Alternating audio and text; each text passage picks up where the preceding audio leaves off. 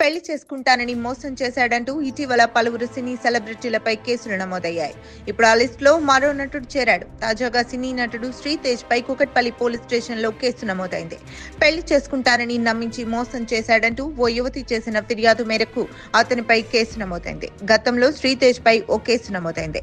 పెళ్లైన ఒక మహిళతో శ్రీతేజ్ వివాహేతర సంబంధం పెట్టుకోగా ఆ విషయం తెలిసి గుండెపోటుతో ఆ మహిళ భర్త మరణించినట్లు తెలుస్తోంది. దీనిపై మాదాపూర్ పిఎస్ లో మృతుడి కుటుంబ సభ్యులు ఫిర్యాదు చేసినట్లు సమాచారం.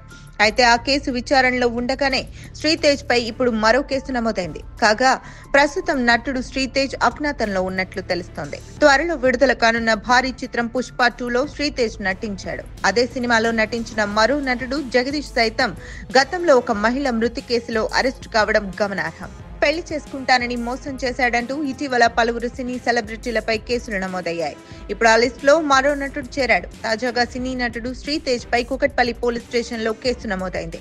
పెళ్లి చేసుకుంటానని నమ్మించి మోసం చేశాడంటూ ఓ యువతి చేసిన ఫిర్యాదు మేరకు అతనిపై కేసు నమోదైంది. గతంలో శ్రీతేజ్ పై ఓ కేసు నమోదైంది.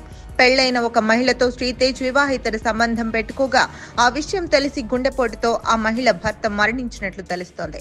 దీనిపై మాదాపూర్ పిఎస్ లో మృతుడి కుటుంబ సభ్యులు ఫిర్యాదు చేసినట్లు సమాచారం.